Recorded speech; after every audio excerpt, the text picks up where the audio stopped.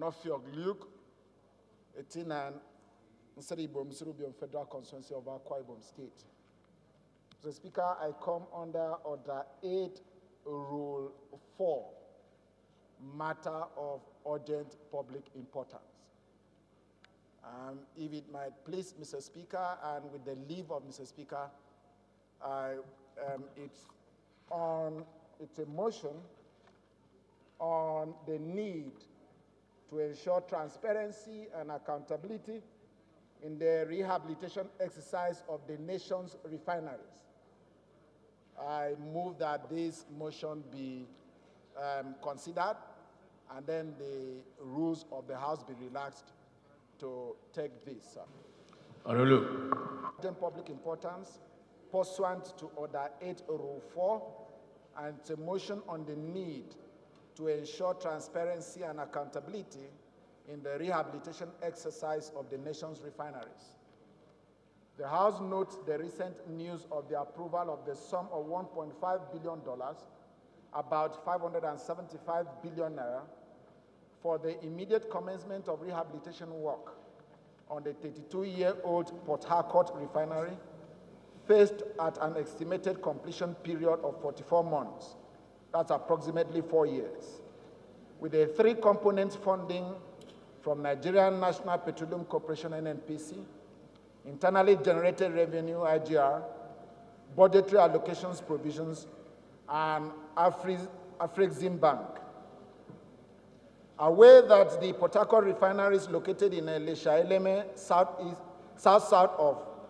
of Port Harcourt, operates 2 oil refineries, including an oil plant commissioned in 1965 that can process 60 barrels per stream day of crude, as 60,000 barrels per stream day of crude, as well as a new plant commissioned in 1989, which has a capacity of 150,000 barrels per stream day of crude. Concerned that NNPC had allegedly spent about 25 billion in turnaround maintenance of refineries in the past 25 years. This latest prevailing development is coming after promises by the government after promises by the current government that government would no longer spend on the facility.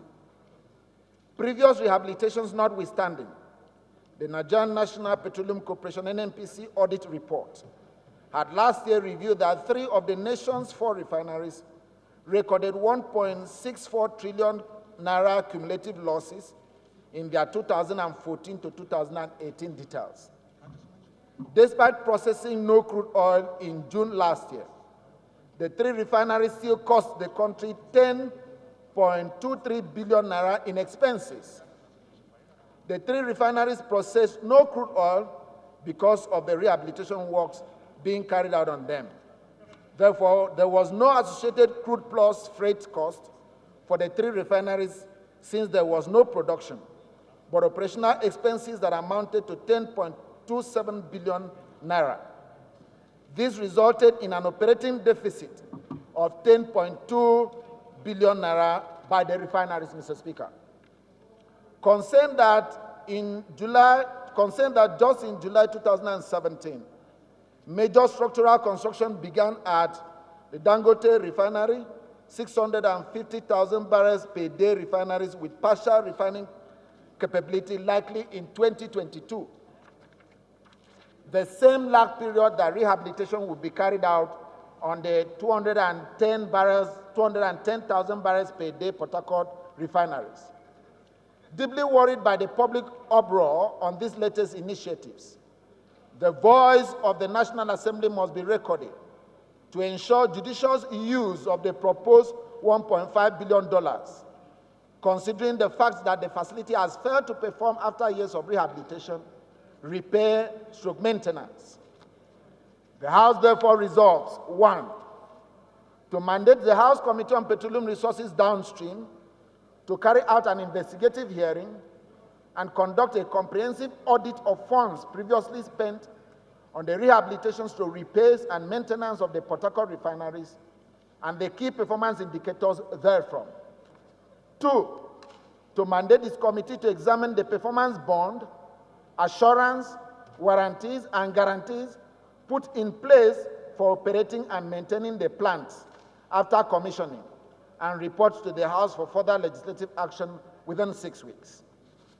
3, to urge the federal government to grant license and provide incentives for the building and construction of modular refineries. And 4, finally, House Committee on Compliance to ensure compliance to this resolution of the House. I so move, sir.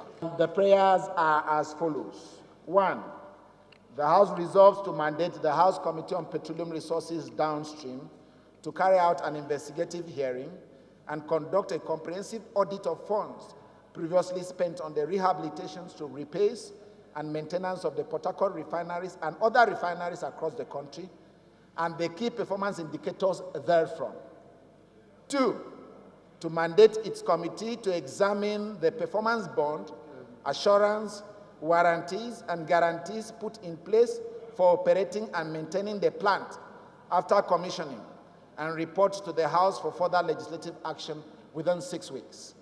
And 3, to urge the federal government to grant licenses and provide incentives for the building and construction of modular refineries.